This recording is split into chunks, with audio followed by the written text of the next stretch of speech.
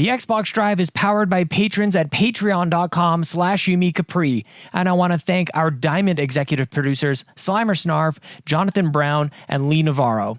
Our gold members, Xavier Reyes, Tabitha Carroll, Becky Grockmall, Ashley Nicholson, Argo, Gene K, Marcus O'Neill, Ray Sony Pony Martinez, Trucker Sloth, Zach Bradshaw, Skinny Matt, and James Johnson. If you'd like to support the show, go to patreon.com/YumiCapri. Hey everyone, it's me, Sean Capri. I'm in my car and you're listening to the most horsepowerful podcast on the internet. It's the Xbox Drive. I'm on a Skype call with my friend Ryan Turford. He's the man on the moose, and on our journey today, we are going to kill all the Nazis with another Machine Games, but it's Indiana Jones, so let's jump on into the Xbox Drive. Blah, blah, blah, blah, blah. Greater than X.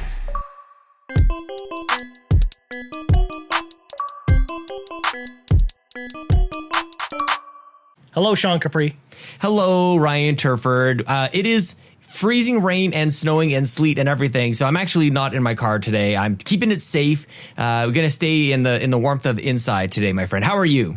I am doing well. I'm glad that you're, keeping it safe. I mean, yeah, it's very dangerous outside. The viewers at home will have no idea, though, Sean, because they didn't have any idea you were on the road last week. That's true. The special effects we have, our special effects department is top notch. And actually, it's amazing that we're going to be talking about Lucasfilm this week, because I would say that some of these, some of the effects that you did on our video last week were just as good as an old Star Wars movie. Special effects from Skywalker, what is it called? Skywalker Ranch or whatever it's called? Skywalker Ranch, yeah. Nailed it. Because, we got quite the budget for that, Sean. Exactly. Thanks to we're patreon.com/YumiCapri. Wow, man. Little plug there right at the start. We're off to a great start. But, Sean, we should segue in because we got a lot of stuff to talk about this week. We're going to clean the garage a little bit. And we got two things to talk about real quick. I'm going to throw the floor to you in just a second. But first, sure. I will say, of course, if you are watching us on YouTube, if you like what we do and you haven't subscribed already, please consider subscribing. YouTube.com/the Xbox Drive if you're listening on the podcast feed. When we hit 500 subscribers, we will be giving away 1 year of Xbox Game Pass Ultimate to one lucky subscriber. And all you have to do to enter is subscribe. So what are you waiting for? You may as well. Plus, if you're listening to this already, you probably like what we do. So, it would be awesome if you watched our videos there. And again, some stuff goes up there first. For example, when we did our Game of the Year show last week, which is now live on the podcast feed, because we did that live, it was on YouTube first. And we gave away codes too. You never know what's going to happen over there on the YouTube. We give away lots of stuff. Lots of stuff's happening. Could be anything, Ryan. It could be anything. Plus, we do live streams as well. Again, my Resident Evil 2 live stream is going to come to an end tomorrow with Claire A. I'm going to finish the game, which is very exciting. And then, Sean, this segues me to my second point, and I'm going to kind of throw this to you. Gaming for Guru is happening this weekend. Sean, what is going on with that? I think I can actually say what's happening now. They did post the schedule, so. The schedule is out. So starting on Saturday, January 16th, at 10 a.m. Eastern Standard Time, I will be beginning a 24-hour marathon stream in support of Gaming for Guru. We're trying to raise as much money as humanly possible to support the Nintendo Guru, my good friend Bobby Pauls, who made me believe that I could even do podcasting. He's been in the ICU with COVID-19 since Halloween, and it's an unimaginable amount of time, and I cannot imagine how much what the medical bills are going to be for him. So we've seen a swell of support and surge of support on the GoFundMe, and we're going to have a whole bunch of us streaming in his support. So if you guys want to jump on board, you can stream yourself. You can contact me. But also, if you want to donate, you can go to bit.ly/gamingforguru. It's all over my Twitter. It's going to be all over the place this weekend. It's also in the show notes, too, as well. Show notes as well. You can also buy merch as well. My T-shirt came in from, I got it from Redbubble, but you can also get it from TeePublic. So lots of different ways to support Gaming for Guru. We're going to have it's going to be an exhausting but very meaningful weekend for Bobby this weekend. So I'm excited, man. And I think, Ryan, you might be tagging along a little bit, showing up, maybe playing some games with us too. Yeah, essentially on Saturday, like, you can pretty much count on me pretty much being there the whole time, except for when I have to work, because I have to work from 3 until 11 p.m. Eastern Standard Time on Saturday. So I can't be with you guys while I'm working, but when I'm not working, I will definitely be there. So sweet, look man. for us there. And where can they find that, Sean? Twitch.tv/Sean Capri. I'm like, which one am I driving to? So yeah, I'm streaming on my personal Twitch channel, twitch.tv/Sean Capri, 10 a.m. Eastern Standard Time on Saturday morning. Come hang out all day. And then when I'm done on Sunday, I'm just handing it off to the PSVG guys. We'll do a raid over there. And there's a bunch of us, man. There's 10 content creators all doing incredible work over the weekend. And I'm just thrilled and honored to be a part of it, man. For sure. And again, the Mega Dads who are basically putting together this event, they actually tweeted out a schedule that we actually retweeted on our Twitter page at the Xbox Drive. So if you want to see the full schedule of all the content creators involved as well, you can go there and check that out as well. Because a lot of our friends are also involved with this. So make sure to support some of their streams as well as us, because we will definitely be there all day. The Nintendo Dads are starting on Friday, actually. So there's all over the Twitter. Like the schedule is the best way to look at it on Twitter. Yeah, exactly. They laid it up pretty clearly with everyone's logos and stuff like that.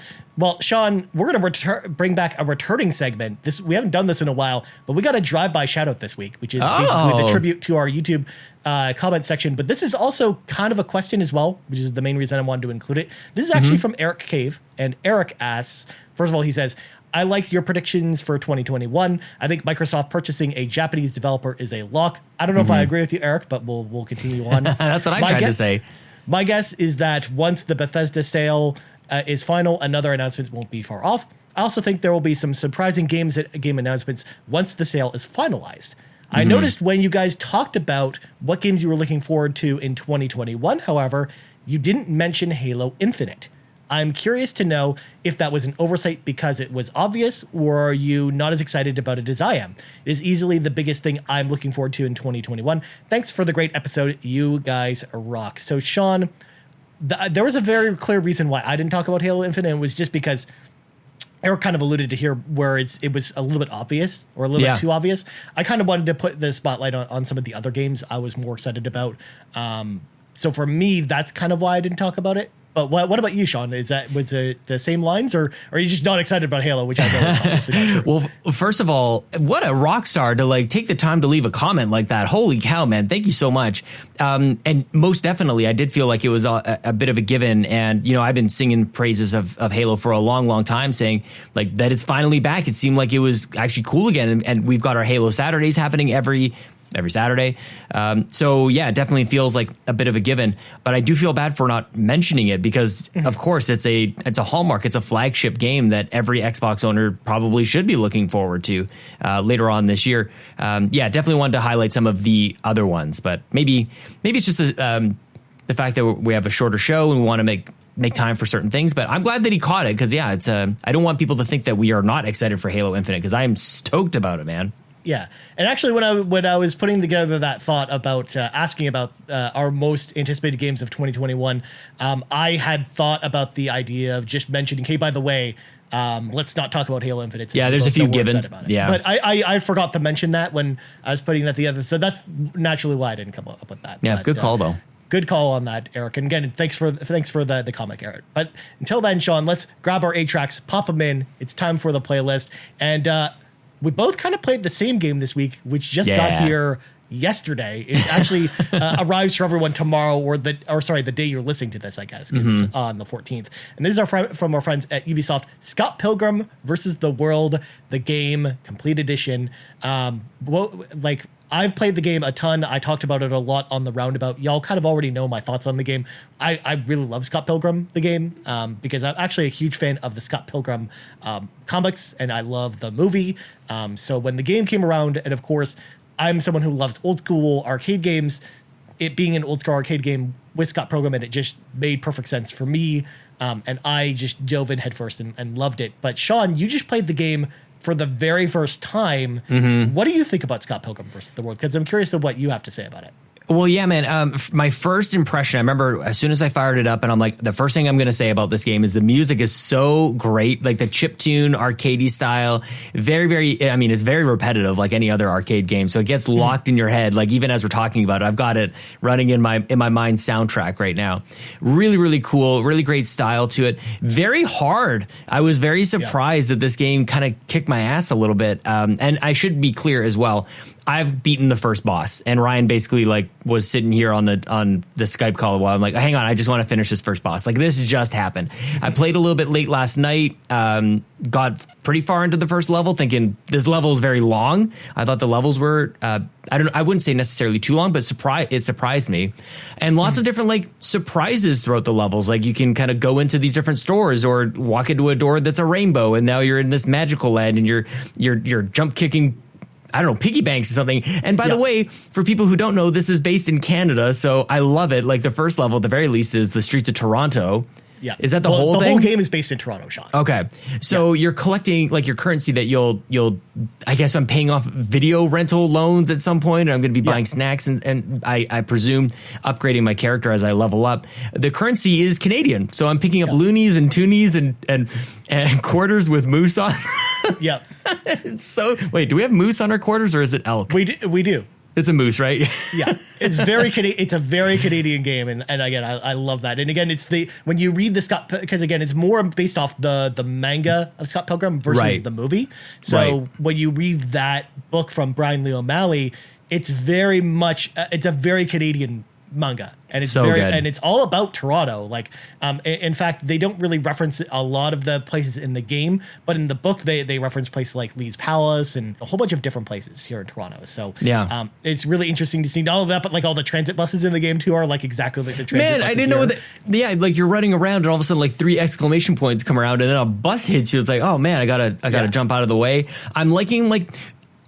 There's a particular way of playing, I think, any beat 'em up or brawler, right? And I'm surprised to see the way that the combos are kind of working. Like I love it. Like when I play Street Fighter, I jump in and punch, and that's like or kick. And that's not a very good move. People can dodge that, no problem. But it's actually a very effective way to start a combat. And here I jump and I kick, and then I uppercut them, and then I hit them as they land, and I'm throwing whatever objects I can find around there. There's the bats and chairs and whatever. Basketballs, bottles. It's a good time, man. The one thing I want to look forward to maybe touching on before next week's show is a little bit of the online, because you and I were just chatting when we were talking about the best games of the year and how many of these type of games didn't have an online feature. And this is in the year where we're not allowed to go to each other's houses. And I mean, most of us are friends over the internet anyways.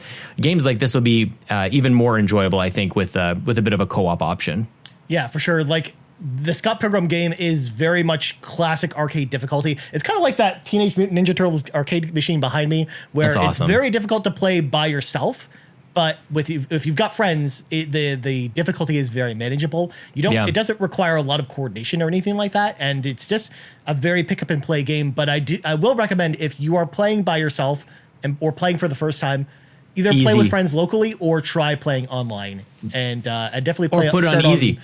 Yeah, the average Joe difficulty. Yeah, that's where I would start with it. So, and again, it's awesome to see that this game, more than anything, is finally back in people's hands, because this was a fantastic game back on 360 and PS3, and it's a shame that it went away when the license ran out.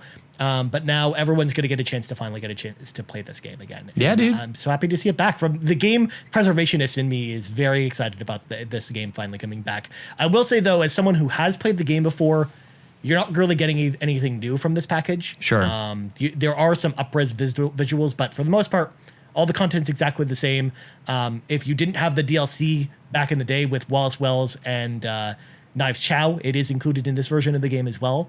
So there is that to look forward to, because I didn't actually have that DLC before, so it's cool to finally get a chance to play it, because you weren't able to buy it after, like, especially the Wallace Wells DLC, I think was only available for like 6 months. So if you didn't buy it then, you had to forever hold your peace, essentially. So it was so cool. Well, you beat it a couple times already. Like you beat it, or you beat it once or a couple of times already. I beat it once just because, again, we just got it last night. So yeah. But I mean, obviously, Scott Pilgrim, the game, I've beaten it like multiple times on 360. So yeah, I'm excited to finally get a chance to play, do the online feature, because that online feature got patched in kind of after I had stopped revisiting the game, super often. So I never got a chance to try it. So I'm actually really interested to try the online mode this time around, which is just playing the game together. I think there's also a battle mode too, but I haven't tried that out either. But that was added after like the Wallace Wells DLC, I think, came out. So, but anyways, Sean, let's slam the brakes on this conversation. It's time for some breaking news, and there is a lot of news to talk about. A little bit of news. Yeah. A little bit of news, but it's all kind of themed about one theme. So I'm going to start with the first topic, the first news story, and that's going to kind of segue us along the way to the next one. Disney have announced the return of the Lucasfilm Games label, which will bring together all games based on Lucasfilm properties under one banner. Now, for folks that don't know the history of LucasArts, LucasArts actually was the brand that actually housed all of the Star Wars and Indiana Jones titles and anything that was Lucas based, as well as stuff like Full Throttle, The Dig, Grim Fandango, all under one banner. But actually, it started out as Lucasfilm Games and then became LucasArts, essentially. Like, they changed the name along the way, and with that logo of the yellow dude with his hand up in the air that most people will recognize. So it was actually cool to see Disney actually kind of return the label back to form. Because essentially when they acquired the Star Wars license, they had dissolved LucasArts, and then that's when they signed the exclusivity deal with EA. And we lost that whole history and that whole lineage that was there with LucasArts after they kind of moved all that stuff out of in-house. So it was cool to see them kind of bring this back. But Sean, I didn't realize that this announcement was going to be huge because it brought us not one, but two new game announcements. So we're going to start with the first one, which is actually, you kind of alluded to it in the show's intro. Bethesda have announced a new Indiana Jones game being developed by Machine Games, with Todd Howard serving as executive producer. According to Bethesda, the game is still a really far way away, so don't expect any type of details anytime soon. Holy crap, Sean, a new Indiana Jones game? Are you kidding me? Is this real life? Like, it blew up, man, on Twitter. Like, it was actually a bit of a joke. I was scrolling through on my phone, and it was like, I get it, Twitter. Like, everybody's tweeting about this. I couldn't escape it. Like, I actually had to put my phone down because I was trying to see, like, okay, like, what else is going on in the world? And there was nothing else going on in the world. It seemed to be like a perfect day for that to drop. Now, I have to say, Ryan, I'm not a huge fan of the series. Like, I'm not going to sit here and pretend like I'm a giant Indiana Jones fan. But what I know is just how monstrous an announcement this is and how fun. I feel like I would have more fun playing an Indiana Jones game than actually, like, watching the movies. And that's, I think, mainly based on playing Uncharted. Like, finally you have an Uncharted type of game. I mean, I guess we have Tomb Raider as well. But dude, just a massive announcement coming out of nowhere. Yeah, it's been so long since an Indiana Jones game has come out that I'd almost forgotten about them doing Indiana Jones games. For starters, for those that don't know, the last Indiana Jones game was Lego Indiana Jones 2, which was kind of like based off Kingdom of the Crystal Skull and then Young Indiana Jones Adventures. They also did Lego Indiana Jones before that. We also had a really terrible Indiana Jones game on the Wii, if you can remember that. And of course, right here, I brought a prop on the show, Indiana Jones and the Emperor's Tomb on the original Xbox. Dude. This was actually a timed exclusive for the original Xbox. And this game's fantastic if you've ever played it. We may be talking about this other show on the that talks about Xbox. One thing that was great about this game too, if you've never played it, it is backwards compatible with Series X. So oh, snap! You can actually get it from the store because it was part of all the Lucasfilm games that we got with the Star Wars games also coming to back compat. So this game's actually out there if you want to get a head start playing some Indiana Jones games, and this one actually holds up pretty well. So I'm not going to dive too far into it because we may talk about it on another show, but I do think that it is definitely worth playing. And I'm not a huge Indiana Jones fan either. I love the original trilogy, but nothing for the series outside of that original trilogy has ever worked for me. Yeah. But I think Indiana Jones has always been the type of character that's been great for games, kind of like Spider-Man in a lot of ways. Doesn't it seem like a franchise that existed first as a game that they made into a movie and that's the movie you got? It certainly seems because it's kind of nonsensical, like, really.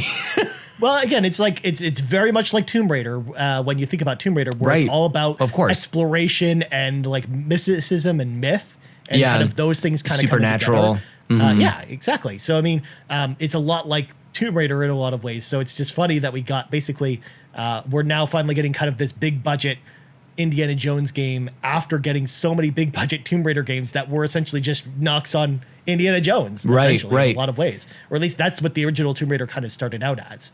And Machine Games is making it, Ryan. Machine Games, rather than doing another Wolfenstein, or like we don't really know if they're doing another Wolfenstein or if they're dedicated to this. Like, have they split into two teams? I'm not really sure how that works, right? Yeah, we honestly don't know. if I was to hazard a guess, I would say they're taking a break from Wolfenstein for a while because it's probably for the best. I think, kind of wrapped up most of the story ends, I think. But I think Youngblood was made by was that Machine Games, or did somebody else actually develop?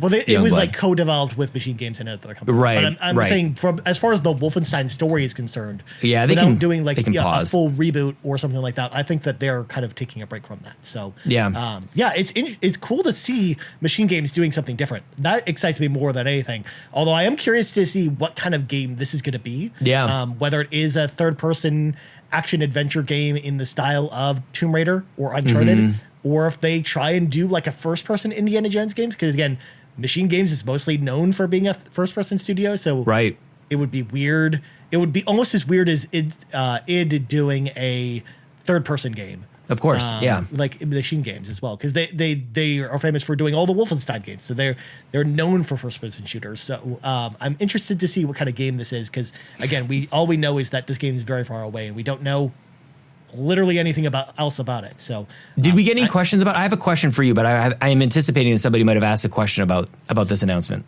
So we got a question about this announcement, but not about the announcement itself, more about the exclusivity with Bethesda games. But did you want to segue to that? That is exactly what I was going to ask you. Like, what do you think about that? But yeah, let's bring people into the carpool real quick. Of course. So come on in, friends. We got Plastic Heart Podcast at Plastic Heart Pod. They ask, with Machine Games working on a new Indiana Jones game and it possibly starting before the Bethesda Microsoft acquisition, do you think, with Deathloop being multi-platform, what year will we finally see exclusive Xbox Bethesda games? And honestly, Sean, when they asked this question, first of all, with this game, I think this game should be multi-platform because of the timing of it.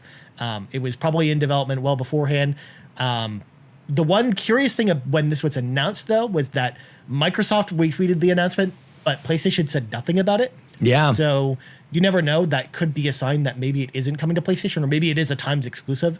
And if it is exclusive to Microsoft at all, I think it'll only be a timed exclusive and not a full exclusive to that platform, I think. Just because, again, of the timing of things. Like, this has probably also been in development, I'm guessing, for a while, like even before this announcement was made, which was, again, well before the Microsoft acquisition. So, sure. I mean, you never know. But, I mean, I think more than anything, what this means, though, is it's probably going to be day and date with Game Pass, which is very exciting for me because I'm excited to play this game. But what do you think, Sean?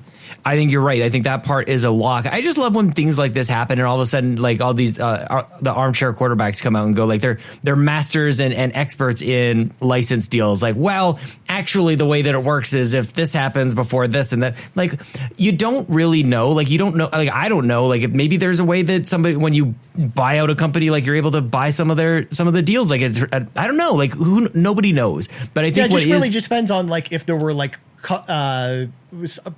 contracts already signed with the platforms ahead of time, right? But again, obviously, I'm not a legal expert or anything like that. Yeah, neither am I. Like, I have no idea. I feel like anything is possible, especially because of how early it is. Now, I think a better question, honestly, is like, what would you want? Like, what's the best, I guess? Like, what's the best situation for Xbox? Like, would they want to have this go exclusive, and so they have Indiana Jones and Sony has like Uncharted and everything else? Or is it still in their best interest to have the games be multi-platform and just make all the cash off all the copies they sell? Yeah, that's a really interesting question. I guess it really just depends on, what Microsoft favors more, whether it's selling, like getting exclusive games for the platform or just making money off the games. Because, I mean, Microsoft has really shown us so far that they're more concerned about like making more money and getting get their games everywhere and less about hoarding exclusives. Yeah. And that's the other reason why I'm like, if it was already in development for PS5, I don't think they're going to throw away that development time that was put into the PS5 version, because I think that it might make more financial sense to make it it might be enough of an exclusive just to say, hey, by the way, you could pay $80 for this game, or you can play it on Game Pass day one. Like, I think that might be enough of an exclusive for them to win some people over, and maybe they're fine with that. So yeah, I think you're right about that. I just get a little bit I don't know what the word is, but I kind of want them to just be a little bit more aggressive on it, because I think that the heart of the question that's being asked is like, when do we start to see some of these exclusives happen? And it's like, if it is the case where if a deal is made and like it has to be cross-platform and Microsoft has only acquired some of these studios fairly recently, then yeah, it's going to be a long time before people finish that game that has been signed for, that is released, and then they start on the next game.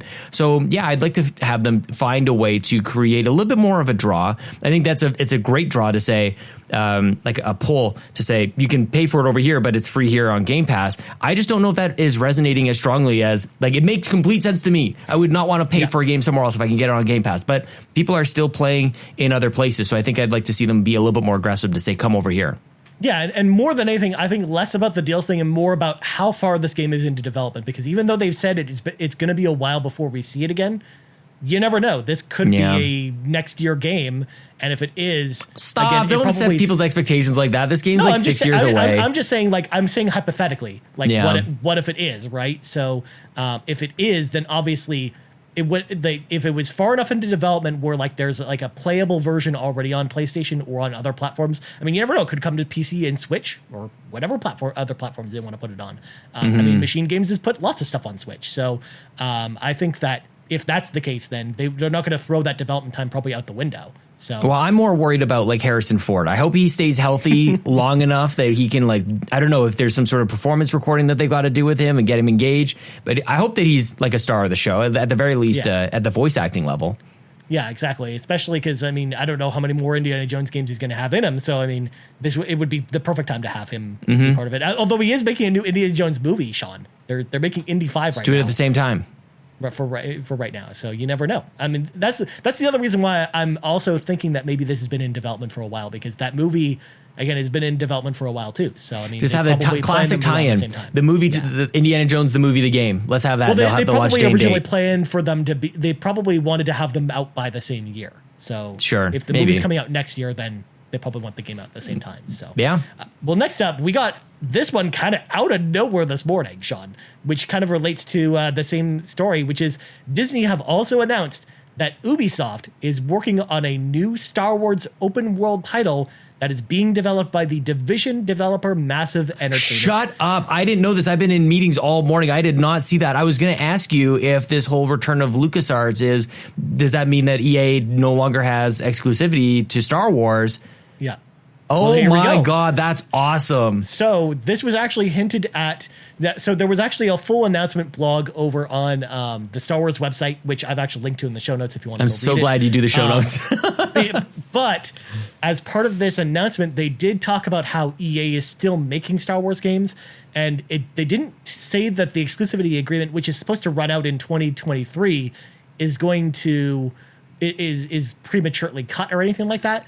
It's more than likely that this game's probably not going to come out until 2023 at this point. Right. Right when that exclusivity window comes up, that this game will be out, essentially. But, wow. But EA, they already said in the announcement that EA is still working on multiple Star Wars titles still. Sure. So, like, I anticipate that Fallen Order 2 is still a thing. I was going to say, yeah. Either a sequel to Squadrons or even a Battlefront sequel. Battlefront can come back. Yeah, I think Battlefront can continue on.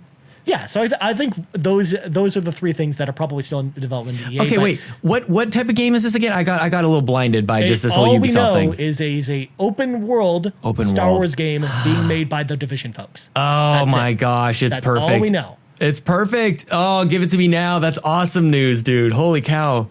I figured you of all people would be very excited about this announcement. I love Sean. The Division. What a great studio. Holy crap, that's great. So what this does kind of mean to me, though, and what this kind of signals to me is that the Division 3 is not happening. That's okay. Or if it is, it's not anytime soon. That's okay. Especially because we also know that Massive Entertainment, the same studio, is also working on an Avatar game. They announced that back in 2018. Because we talked about it on my old podcast, and we were like dumbfounded that was even an announcement. Yeah, just scrap it. Yeah, well, I mean, you never know that it'll Maybe come they up did. with this. They did talk about it at the time with that. They planned that game is going to come out the same time as the next Avatar movie comes out. So, which is probably like nebulous. 2024 at this point. So, yeah. I mean, I'm really excited for this announcement. I'm really excited to see what a studio outside of EA can do with this. But not only that, I think this really signifies an infinite number of possibilities of new Star Wars games that could come out. Like, you never know. We could see like like the Star Wars license go to a racing studio and they could do a sequel to Pod Racer, or we could see just a bunch of different ideas from Star Wars. KOTOR 2, man, bring it on. Wait, was there already a KOTOR 2? There's already a KOTOR 2. That was done by KOTOR Obsidian. 3. So you never know. Obsidian can come back. Oh my gosh, that would be awesome. That would be amazing.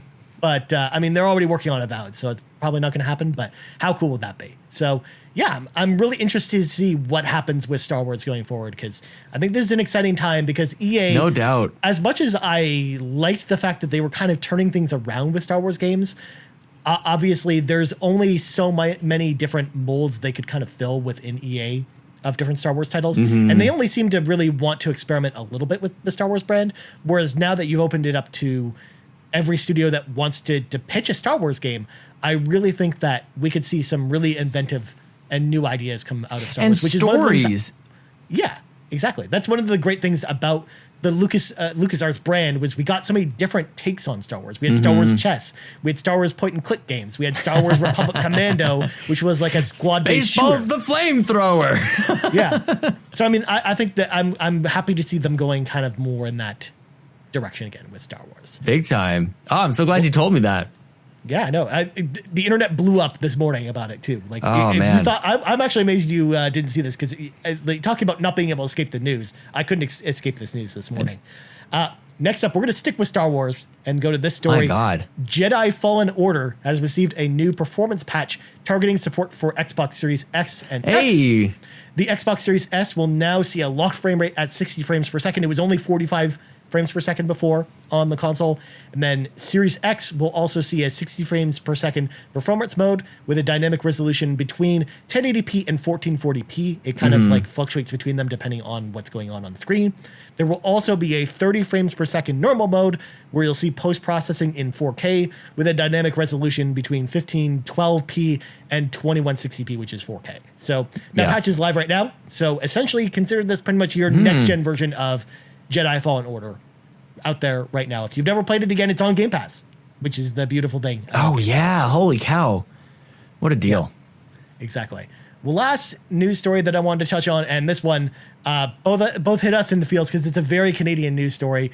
Microsoft have announced a new Series X controller color, the Pulse Red controller. It's red and white, just like Canada is, Sean. Can you believe it? Or They're Poland. doing a Canadian controller. But yeah, Polish and Canadian friends can unite. I'm sure there's another red and white-ish flag out there. Yeah, man, it looks really cool. I have to say, I still have my eyes on the blue one, and I do want to know, when are they going to open up design labs? I don't want to like poo-poo this announcement, because it does look really sweet, and I love the controllers that they've got out there. I just can't help but like, I just know that design labs is coming back, so I just go like, maybe I'll just hold off on this a little bit. But goodness gracious, sweet controllers coming out already. Yeah, that controller looks hot. I don't know if I'm going to pick one up, because, again, I already have the white, the black, and the blue one. So I don't know if I need another Series X controller, but I don't know, man. There's something about picking up each of the controllers that is very appealing for me. So it reminds me of the 64 controllers. Like, I like these bright primary colors that they have. Like, you had obviously the gray one that came with the 64, but you like the yellow and the green and the blue and the red were awesome on 64. This is definitely giving me feels for that. Yeah, that's more the type of thing you usually see from Japanese companies, but like, we didn't see a ton of experimentation on Xbox One, but Xbox 360, like, there's so many different controller variants that I wish I wish that they did more of this. So. I feel like there was a lot on Xbox One there, especially they went deep into camo and everything. And they had like all the different fades and stuff. And I forgot about that. Yeah, no, I think they had a lot, and then you saw all those different sort of ideas and themes make their way into design labs quite a bit, which was pretty neat. Yeah. I mean, you could make your own controller and make it as goofy as you wanted to. Exactly. Like every color if you wanted to, with a whole bunch of different patterns, and make it look really ugly. But John, let's let some of our friends into the car with us. It's time for the carpool. Come on in, everybody. We're going to start with Blaze Knight at Blaze Knight 0923. He asks, with the announcement of Indiana Jones by Machine Games, what is one non-gaming origin IP that you would love to see in a video game, and who would you like to make it? What gameplay style would it be, and what role should Vin Diesel play in said game? Sean, do you have a non-video game property that you would love to see in video game form that hasn't seen a video game yet? This is a tough one. This is the first time I'm hearing the question, so I'm curious if you have anything, maybe something to spring to mind for me. So for me, again, I've talked about this on previous shows because we've gotten similar types of questions to this one before. There isn't really a property I think that hasn't gotten a game that I would love to see get a game. There are a couple of games that I would love to see, though. For example, I would love to see a Ghost in the Shell game, because I'm actually a huge fan of the Ghost in the Shell anime and TV series. We've seen Ghost in the Shell games on PS2 and the PSP, and they're first-person shooters, but I would love to see, like, a modern take on that, like from a AAA team, like almost like a Machine Games or id Software take on something like Ghost in the Shell, which is a very like cyberpunk shooting experience. Like I would love to see that type of thing from that. Otherwise, obviously, you need to do another Fast and Furious game, or I would love to see another like Take It Chronicles of Riddick, because even though Starbreeze is not really the studio that it is now, I think another studio could really, take the ball with Chronicles of Riddick and run with it. Because I think that universe is really great for lore, even though the movies themselves are not great.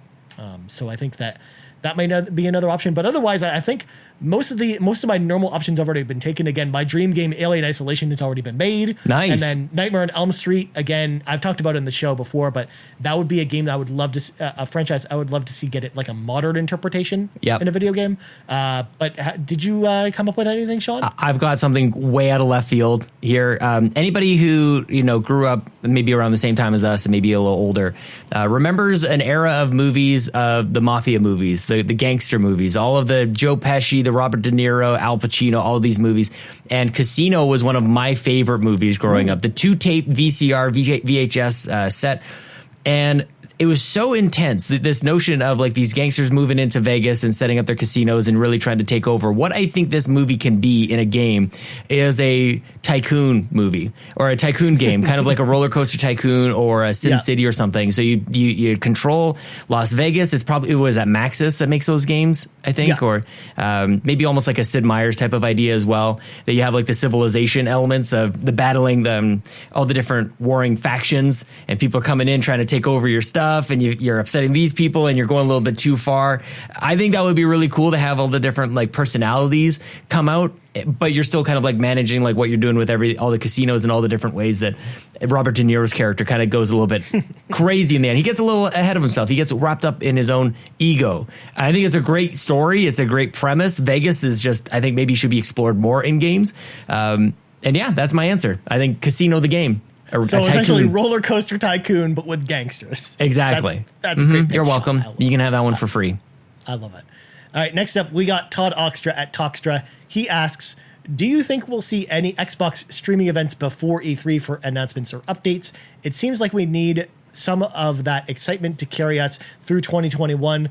And so far, it is really, really quiet. And I agree with you, Todd. I mean, we talked about it kind of on our prediction show that really there's not a lot of Microsoft games coming out anytime soon. I don't think there's a ton of stuff to look forward to specifically on Xbox that's exclusive to that platform or like timed exclusive coming up, with the exception of stuff like the Medium or near Replicant or some of the other games. So I'm curious to see when they'll do that. I think, though, typically, I would say we're probably waiting until probably March, I'm guessing, before hearing about, like at the earliest, maybe about some of these games. I think if they wanted to talk, they would have probably talked this week during CES, because CES is actually currently going on right now. Yeah. And a lot of we're getting a lot of game announcements from CES that are not even that are not necessarily console games, but and we usually see, like, if there are any early in the year announcements, they usually happen on CES week, which is why we're seeing the Star Wars announcements right now too. So, right, that makes sense. I'm curious to see when Microsoft talks, but I anticipate probably not till March. But what do you think about this, Sean? Well, I think you're probably right about that, but that doesn't necessarily mean that there's not going to be anything to be excited about on Xbox. I think from a week to week or even month to month basis, we're going to have Game Pass stuff coming, right? So it'll either be something Shadow drops, that'll be the thing to be looking forward to, or something like Final Fantasy VII Remake, we know is coming to Xbox at some point this year. Is that something that will land on Game Pass? That remains to be seen. So, it even as I say that, it's like that's not quite what Todd is looking for. Well, that's what I mean. Yeah, that's what I meant almost by like not big announcements. Because I mean, if we would have seen a big announcement from Microsoft before March, we probably would have seen it this week, I think. So, I'm hesitant to think that we're going to get anything anytime soon. I am actually really excited, though, for the Final Fantasy 14 event that's happening next month, because I also think that's when we're going to get like the Final Fantasy 14 Xbox announcement, like the release date for that. So that's another thing to look forward to. But yeah, you're right. Like nothing like earth shattering from Microsoft coming probably between now and then, I think. And last question from Edward Varnell at That Retro Code.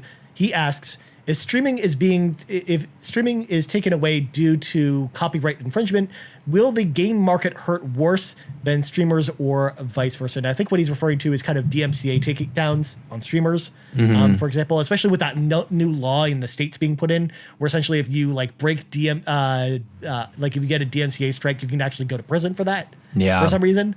But Sean, I put this question in here for you specifically because you're a streamer. You stream way more than I do. So more than anyone, I would love to hear your take on the answer to this question, I think. I wonder about this quite a lot. I feel like, in a way, I mean, it kind of reminds me of the old days of when people would bootleg VHS tapes, and you'd have that warning. Of course, it was a federal crime to bootleg the tapes.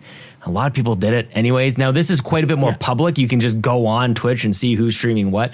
It was, I think, a little bit harder to enforce that whole bootlegging thing. I don't know what to make of this, honestly. And this is where the whole, like, make an example out of somebody happens, because I feel like until the hammer drops on someone, then a lot of people maybe have the same attitude that I do. Like, I don't know how to navigate this space yet. Like, I understand that there are certain copyright rules or certain things I need to be careful of, but I don't think that I have like a clear yes to this, no to this, right? Because you can just fire up a stream and it broadcasts live. There's no check. There's no nothing. So I'm just I'm not sure. And I don't know if I want a set of checkboxes to go over to say, like, I understand that this is whatever. Like, I don't want to sign an agreement every time, but I don't know. This is a burgeoning market, and everything is new. We're all trying to figure this out. So I think we're still a ways away from it actually impacting anything, because nothing has changed as far as I know. Like, I feel like nobody has changed their behavior at all. So until that happens, then we'll see. But yeah, the only thing that's really changed is like VODs are being taken down from Twitch, for example. Exactly. If they have like copyright strikes, kind of like YouTube is, because YouTube has been doing that for years, and there's a clear outline on YouTube as to what's allowed and what's not allowed. But Twitch doesn't really have anything like that. But they've never had to worry about that before this litigation came in.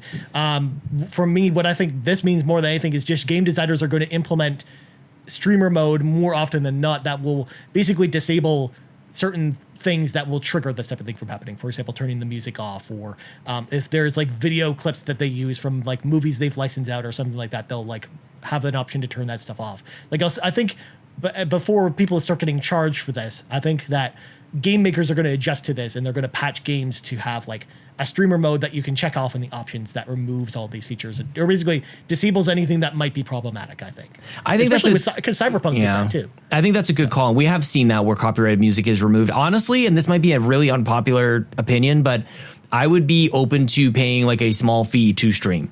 Like, just to gain, just so that there's no, and that would go towards like whatever royalties I would have to pay, if it's $10 a month or $15 a month or something like that. And that allows me to just not to worry about this stuff.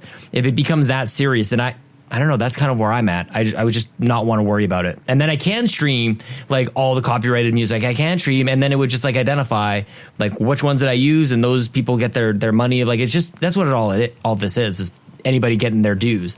So if I can be a part of making sure that happens, and as far as I'm concerned, that's okay. But I know not a lot of people are in favor of a solution like that. Yeah, for sure. Anyways, we got to go, my friend. So before we go, Sean, plugs go. You can find me on Twitter at Sean Capri, Sean like Connor, Capri like the pants. I'm streaming quite a bit at twitch.tv/Sean Capri. And by the way, the audience has spoken. I will be playing Star Wars Knights of the Old Republic, at least for the next little while. And it was chosen by the vote of the amazing bracket. So find me on twitch.tv/Sean Capri. And if you like the show, even just a little bit, you can toss a buck our way at patreon.com/Yumi Capri. Very nice, my friend. As for me, you can find me on Twitter at Ryan Turford. That's TURFORD. You also find us on Twitter at The Xbox Drive, or on YouTube at youtube.com/The Xbox Drive, or on podcast services around the globe. So for Sean Capri, I'm Ryan Turford. This has been episode 173 of The Xbox Drive, and we out. I knew almost nothing about this episode going into it, so I'm glad Ryan did all the show notes, and I'm really excited about every single one of the announcements that we talked about, including the Star Wars stuff, and also the Indiana Jones stuff, and also the other Star Wars stuff, and also the things that we talked about in the carpool, and Ryan ran out of gas on the ball, and I did this for a really long time, and let's see if people like it. Bye!